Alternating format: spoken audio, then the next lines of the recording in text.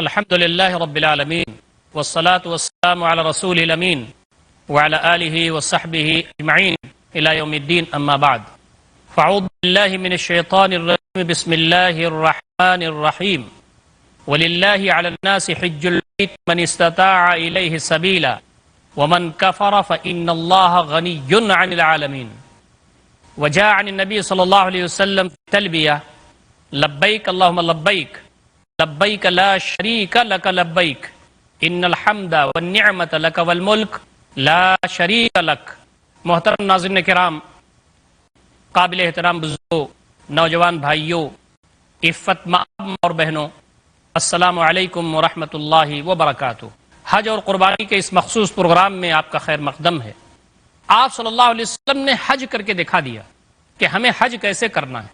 آپ نے فرمایا تھا خذوا عنی مناسککم، مجھ سے اپنے حج کے طریقے سیکھ لو، ہو سکتا ہے کہ اس سال کے بعد میں تم سے نہ مل سکوں۔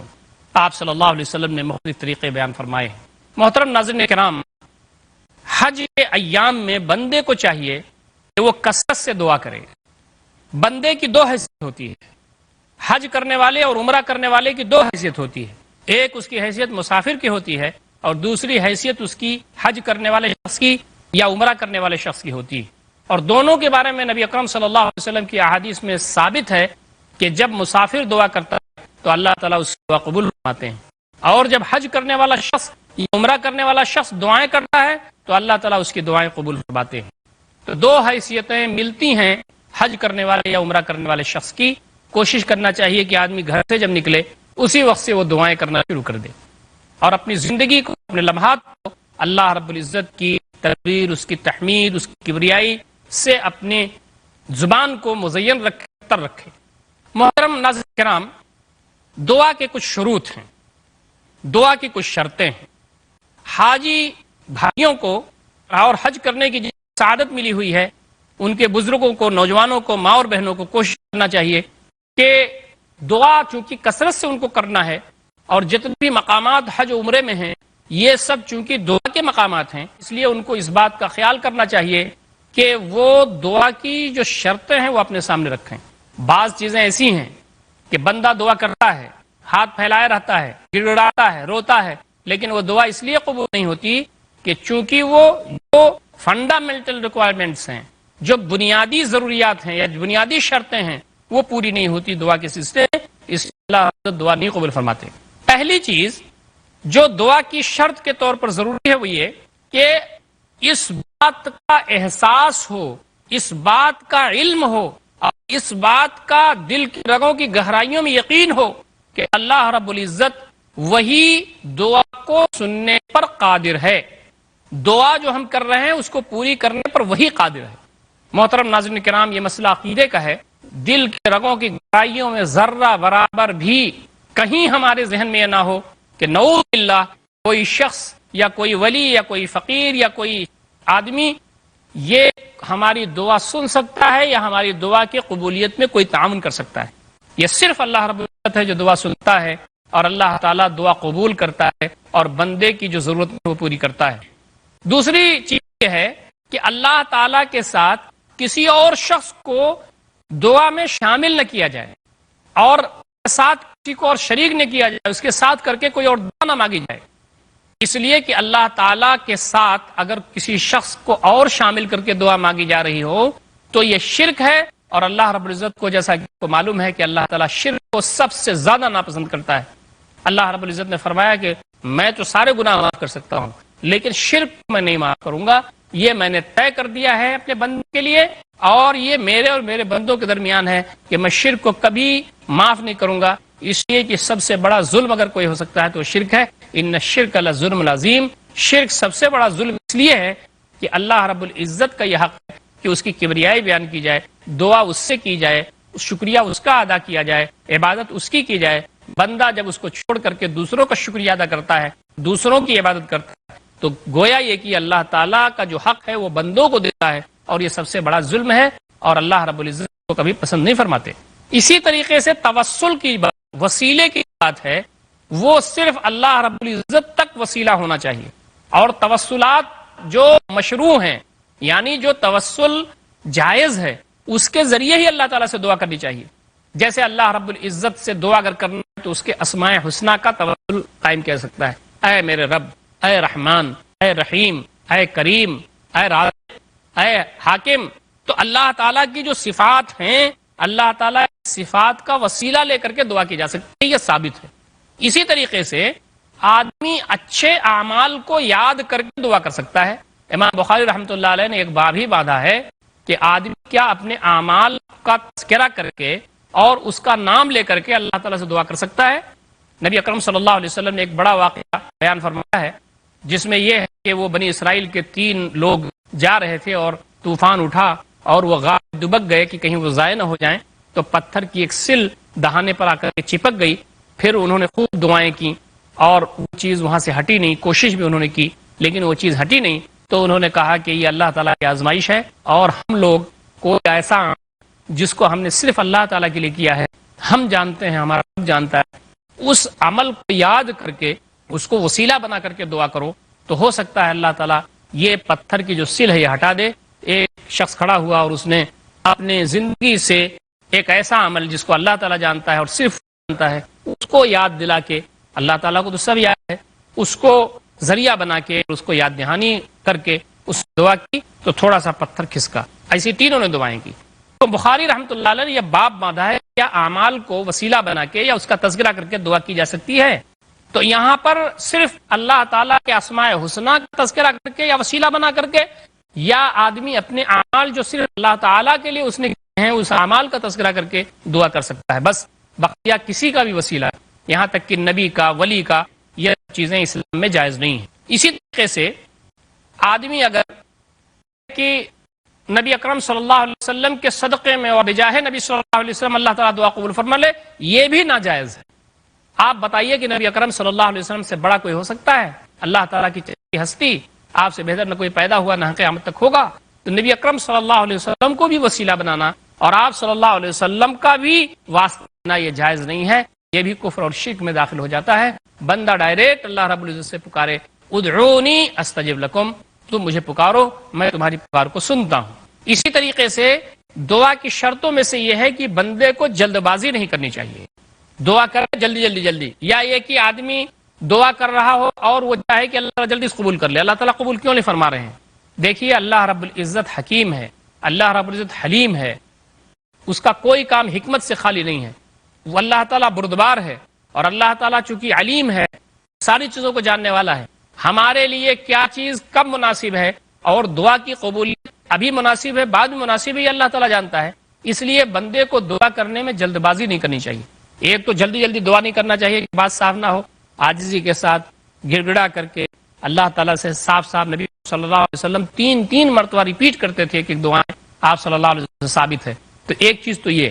دوسری چیز یہ بندے کو جلد بازی اس میں نہیں کرنی چاہیے کہ بس دعا جلدی قبول ہو جائے. اللہ تعالیٰ قبول کیوں نہیں فرما رہے ہیں؟ اللہ تعالیٰ قبول کیوں نہیں فرما رہے ہیں؟ اس میں جلد بازی نہیں کرنا چاہیے. جب تک جلد بازی بندہ نہیں کرتا دعا کے قبول کرنے کے امکانات زیادہ ہوتے ہیں. جلد بازی کرتا ہے تو اس میں اور ڈیلے بھی ہو سکتا ہے. جلد بازی نہیں کرنا چاہیے. اللہ تعالیٰ کو جلد بازی پسند نہیں ہے. اسی طریقے سے اللہ تعالیٰ کے سلسلے میں حسن ظن رکھنا چاہیے. بندہ دعا کرتا ہے تو دعا کرنے میں عزم بھی ہونا چاہیے اور اس کے ساتھ حسن ظن بھی ہونا چاہیے کہ انشاءاللہ العزیز میرے مالک میری دعا قبول کریں گے اور مجھ کو انشاءاللہ یہ چیز ملے گی، اور جو کچھ میں دعا کر رہا ہوں اللہ تعالیٰ دیر سویر اس کو قبول فرمائیں گے. اور وہ زیادہ مناسب سمجھتے ہیں کہ یہ دعا میرے لیے ابھی قبول ہو کہ بعد میں قبول ہو. اسی طریقے سے دعا کے قبولیت کے لیے شرط ہے کہ آدمی کا کھانا حلال ہونا چاہیے، اس کا کپڑا حلال ہونا چاہیے، اس کی غذا حلال ہونا چاہیے. بس اوقات آدمی ہاتھ اٹھا کر کے یا رب یا رب یا رب اور گڑگڑاتا ہے اور گویا کہ آنسو بہاتا ہے، لیکن نبی اکرم صلی اللہ علیہ وسلم کی بعض احادیث میں اس بات کی تائید ہوتی ہے. فرماتے ہیں کہ دعا کہاں سے قبول ہوگی جبکہ اس کا کھانا حرام ہے، اس کا پینا حرام ہے، وہ غذی حرام اور وہ حرام غذا اس کو ملی ہوئی ہے، تو اس کی دعا کہاں قبول ہوگی؟ تو دعا کی قبولیت کی شرائط میں سے ہے. محترم ناظرین کرام، آپ لوگوں میں بہت سارے لوگ ایسے ہوں گے جن کو یہ بات پتہ ہے کہ کچھ لوگ جو حرام کمائی کرتے ہیں اور حلال کمائی ان کے ہاں نہیں ہوتی، حرام کمائی کر کے کچھ لوگوں کو وہ حج کرنے بھیج دیتے ہیں. وہ سمجھتے ہیں کہ ایسے میں نے حج کرنے اگر ہم نے بھیج دیا تو اس کے ذریعے ہو سکتا ہے ہمارا مال پاک ہو جائے، اللہ تعالی ہم سے خوش ہو جائے.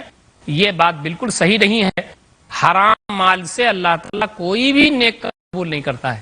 تو یہ سب رائگا جاتا ہے اور اللہ رب العزت ناراض ہوتا ہے. اور اس کا صحیح طریقہ یہ ہے کہ آدمی کی اگر روزی حلال نہیں ہے تو اس سے دستبردار ہو جائے.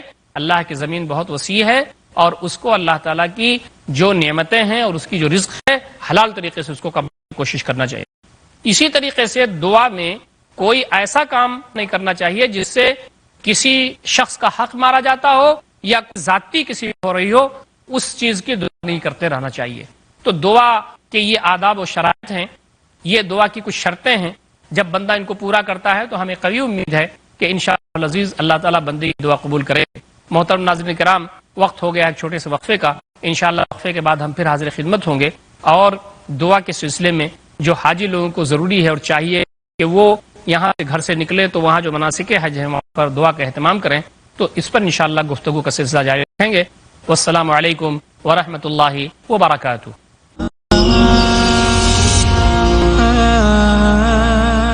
بسم اللہ الرحمن الرحیم.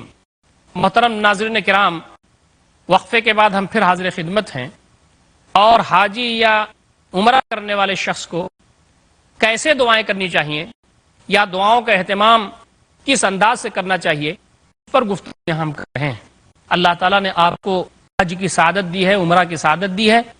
یہ حج و عمرہ آپ کو مبارک ہو، لیکن زیادہ سے زیادہ آدمی کو ان ایام اور لمحات کو کیش کرنا چاہیے. وہاں پر جہاں آپ جا رہے ہیں یا جہاں حاجی یا عمرہ کرنے والے جاتے ہیں وہ جگہ اللہ تعالیٰ پسندیدہ جگہ ہے اور وہاں پر اللہ تعالیٰ دعائیں قبول فرماتے ہیں. تو ہمیں دعاؤں کا اہتمام کرنا چاہیے اور کچھ دعائیں ایسی سیکھنی چاہیے جو دعا مسنون ہو، جو قرآنی دعا ہو اور جس کے ذریعے اللہ تعالیٰ ہم تمام کی دعائیں قبول فرمائیں اور ہماری دعا قبول ہو تو اس دنیا میں بھی سکون اور چین سے ہم رہیں گے اور مرنے کے بعد اللہ کی جنت ہمارے لیے اللہ رب العزت کی جانب سے جو بنائی اور سنواری گئی ہے، اللہ ہم تمام کو اس کا حقدار بنائیں. وقفے سے پہلے ہم دعا کے شرطوں کے بارے میں گفتگو کر رہے تھے. اب ہم دعا کے آداب کے بارے میں تھوڑی گفتگو کریں گے. دعا جب کرے تو اسے یہ چاہیے کہ وہ دعا کرنے سے پہلے اللہ تعالیٰ کی حمد و ثنا بیان کرے. اور اللہ تعالیٰ کی حمد و ثنا بیان کرنے میں سورہ فاتحہ اگر پڑھتا ہے تو زیادہ اچھا. سورہ فاتحہ پڑھ لے، اللہ تعالیٰ کی حمد و ثنا بیان کرے اور اس کے بعد نبی اکرم صلی اللہ علیہ وسلم پر درود و سلام بھیجے صلی اللہ تعالیٰ علیہ وسلم. اللہم صلی علی محمد وعلی آل محمد کما صلیت علی ابراہیم وعلی آل ابراہیم انک حمید مجید. اللہم بارک علی محمد وعلی آل محمد کما بارکت علی ابراہیم وعلی آل ابراہیم انک حمید مجید. تو سورہ فاتحہ پڑھ لے یا حمد و ثنا پڑھے اور پھر نبی اکرم صلی اللہ علیہ وسلم پر درود و سلام بھیجے. یہ پہلا ادب ہے. اس کے بعد آدمی کو اس بات کا احساس رہنا چاہیے کہ وہ گنہگار ہے. اللہ رب العزت کی بارگاہ میں وہ ہاتھ اٹھا کے دعا کر رہا ہے، گڑگڑا رہا ہے، تو اسے اپنی گناہ گاری کا احساس ہونا چاہیے کہ وہ گنہگار ہے. اسی طریقے سے تذلل کا اظہار کرے کہ میرے مالک ہمارے پاس کیا ہے؟ کچھ نہیں ہے، جو دیا ہوا ہے سب تیرا ہے، اور اگر تو نہ دیتا تو ہمارے پاس کیا تھا؟ کچھ نہیں تھا. یہ سانسیں جو آ جا رہی ہیں تیرے رحم و کرم پر، ہم زندہ ہیں تیرے رحم و کرم پر، تیری نعمتوں کے سائے میں ہیں، اور جو کچھ بھی تو نے دیا ہے یہ سب تیرا ہے اور تیرا کرم ہے کہ تو نے یہ وسعت ہم کو دی کہ ہم تیرے گھر کے عبادت کے لیے یہاں حاضر ہوئے ہیں. تو فقر و فاقہ کا اظہار بندے کو کرنا چاہیے. اسی طریقے سے عاجزی، خشوع خضوع، اس کا بھی اظہار بندے کو کرنا چاہیے. اللہ تعالیٰ کے سامنے بچھا ہوا بندہ رہے، اس لیے کہ انتم الفقراء، تم سب محتاج ہو، واللہ الغنی الحمید، اور اللہ رب العزت ہی بے نیاز ہے اور ستود صفات ہے. اسی طریقے سے دعا میں ایک ادب یہ بھی ہے کہ ڈرتے ڈرتے دعا کرنا چاہیے اور امید باندھتے باندھتے دعا کرنا چاہیے، جس کو کہتے ہیں کہ رغبت کے ساتھ اور رغبت کے ساتھ، امید و بیم کے ساتھ دعا کرنا چاہیے. میرے مالک یہ دعا میں کر رہا ہوں، دیر ہو کہ پتہ نہیں اللہ تعالیٰ میرے گناہ معاف کرے گا کہ نہیں، تو گڑگڑانا ہے، عاجزی کرنا ہے، رونا ہے، اور امید ہو کہ میرا رب انشاءاللہ العزیز دعائیں قبول فرمائے گا، اس لیے کہ کثرت کے ساتھ دعا قبول فرمانے والا ہے اور گناہوں کو بڑے سے بڑے ہو معاف کر دینے والا ہے. تو پھر امید و بیم کے ساتھ آدمی کو دعا کرنا چاہیے. اسی طریقے سے دعا اصرار کرنا چاہیے، دعا بار بار ریپیٹ کرنا چاہیے. نبی اکرم صلی اللہ علیہ وسلم کے بارے میں آتا ہے عام طور پر آپ دعائیں کرتے تھے 3 بار اس کو ریپیٹ کرتے تھے، لیکن آدمی اگر کوئی غیر معمولی دعا ہے تو اس کو بار بار کر سکتا ہے اور بار بار کرنا چاہیے، اس لیے کہ نبی اکرم صلی اللہ علیہ وسلم سے یہ بات بھی ثابت ہے. بار بار ریپیٹ کرنے سے یہ ہوگا کہ ہماری عاجزی ظاہر ہوگی اور اللہ رب العزت کی کبریائی ظاہر ہوگی.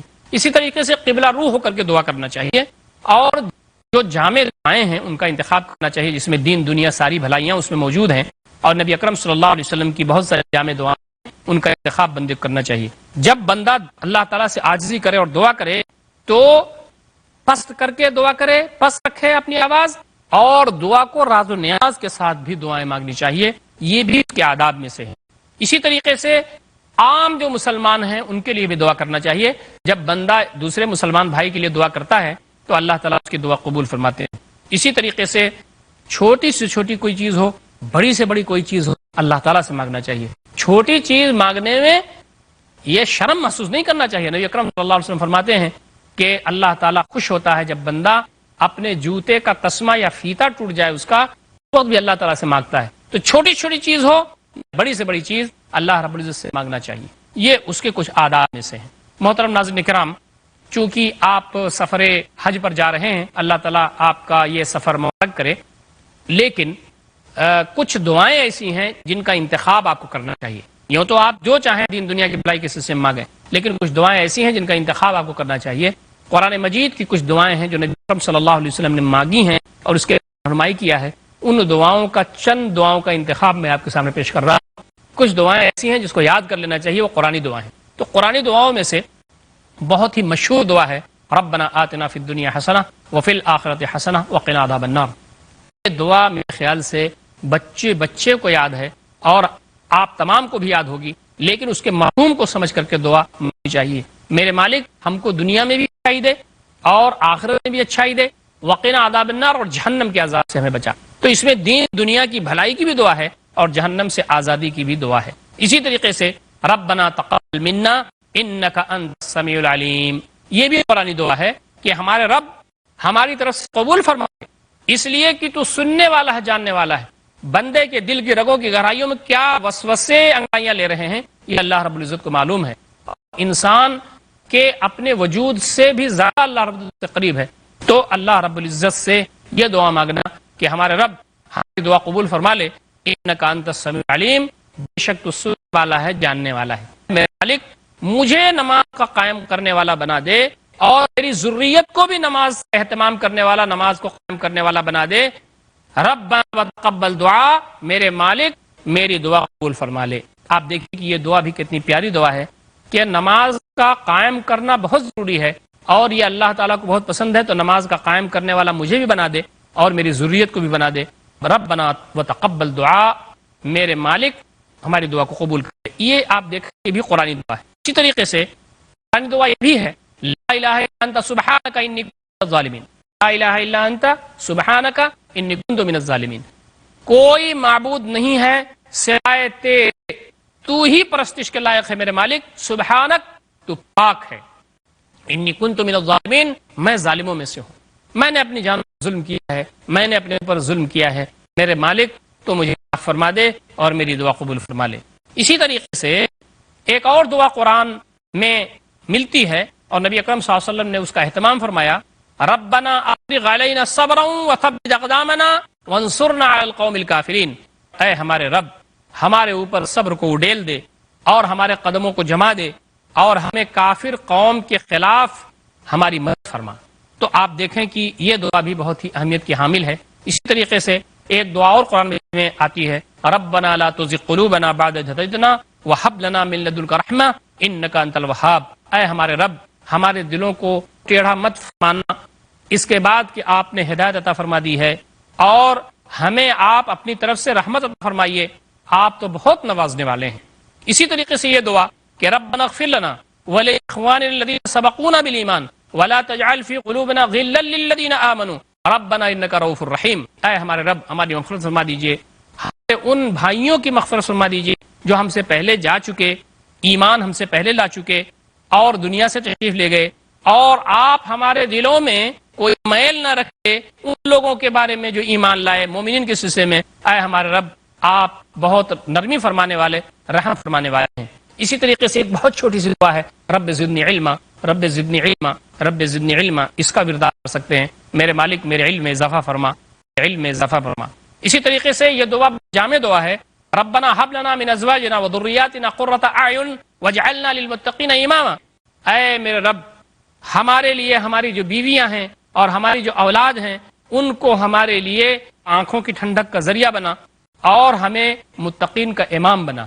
متقی جو ہیں ان میں سب سے آگے آگے ہم کو رکھ. اسی طریقے سے یہ دعا ربنا لا تؤاخذنا ان نسينا او اخطانا ربنا ولا تحمل علينا اصرا كما حملته على الذين من قبلنا ربنا ولا تحملنا ما لا طاقة لنا به واعف عنا واغفر لنا وارحمنا انت مولانا فانصرنا على القوم الكافرين. اے ہمارے رب ہمارا مواخذہ مت فرمانا اگر ہم بھول گئے یا ہم نے غلطی کی. ہمارے رب ہمارے اوپر کوئی ایسی ذمہ داری مت ڈالیے گا, اتنا بوجھ ہمارے اوپر مت ڈالیے گا جس کو ہم نہ سہا سکیں. میرے مالک ہم کو معاف فرما دیجئے, ہماری مغفرت فرما دیجئے, ہم پر رحم کیجئے, آپ ہمارے مولا ہیں, پس آپ کافر قوم کے مقابلے میں ہماری مدد کیجئے. یہ جو دعائیں میں نے چند نمونے آپ کے سامنے پیش کیے غیر معمولی اہمیت کی دعائیں ہیں. قرآن مجید میں تفصیل کے ساتھ ملتی ہیں, دعاؤں کی کتابیں بھی ملتی ہیں. مسنون دعائیں جو قرآن مجید سے ثابت ہوں, نبی اکرم صلی اللہ علیہ وسلم کی دعاؤں سے ثابت ہوں, ان کا اہتمام کرنا چاہیے, ان کا ایک اپنا اثر ہوتا ہے. اسی طریقے سے نبی اکرم صلی اللہ علیہ وسلم کی کچھ دعائیں ہیں, 2-3, میں اس کا بھی تذکرہ کر دینا ضروری سمجھتا ہوں. اللہم انی اسألک الہدی والتقی والعفاف والغنی. بار الہ میں تجھ سے ہدایت مانگتا ہوں, تقوی مانگتا ہوں, پاک دامنی مانگتا ہوں, بے نیازی مانگتا ہوں. یا مقلب القلوب ثبت قلبی علی دینک, اے دلوں کو پلٹنے والے میرے دل کو اپنے دین پر جما دے. اللہم انی اعوذ بک من العجز والکسل والجبن والحرم والبخل واعوذ بک من عذاب القبر وفتنة المحیا والممات. اے بار الہ میں تیری پناہ مانگتا ہوں عاجزی سے, درمادگی سے, اور سستی اور کاہلی سے, اور بزدلی سے, اور کبر سنی سے, زیادہ عمر سے, اور بخالت سے, اور میں تیری پناہ مانگتا ہوں عذاب قبر سے, اور اسی طریقے سے زندگی اور موت کے جو فتنے ہیں اس سے میں تیری پناہ مانگتا ہوں. اسی طریقے سے نبی اکرم صلی اللہ علیہ وسلم کی مشہور دعا ہے اللہم اعنی علی ذکرک وشکرک وحسن عبادتک. بار الہ میری مدد فرما اپنے ذکر پر اور شکر ادا کرنے پر اور بہترین عبادت پر. یعنی مجھے توفیق اس بات دے میں تیرا ذکر کر سکوں, تیرا شکریہ ادا کر سکوں جیسا کہ تیرا حق ہے, اور تیری عبادت کر سکوں جیسا کہ تیری عبادت کرنے کا حق ہے. یہ جو چند نمونے میں نے آپ کے سامنے پیش کیے, یہ چند نمونے ہیں. آپ اور ہم کو کوشش کرنا چاہیے کہ جامع دعاؤں کا انتخاب کریں, ان کی اپنی تاثیر ہے, اور جب ان دعاؤں کو ہم مانگیں گے تو انشاءاللہ العزیز وہ جلدی قبول ہوں گی. اللہ تعالیٰ سے دعا ہے کہ بار الہ ہم تمام کو گھر سے جب نکلیں, حج کے ایام میں ہوں یا عمرہ کر رہے ہوں, ہم کہیں بھی ہوں, اللہ رب العزت کی بارگاہ میں زیادہ سے زیادہ دعا کرنے کی توفیق عنایت فرمائے. اقول قولی ھذا استغفر اللہ لی ولکم اجمعین واستغفروہ انہ الغفور الرحیم وآخر دعوانا الحمد للہ رب العالمین والسلام علیکم ورحمۃ اللہ وبرکاتہ.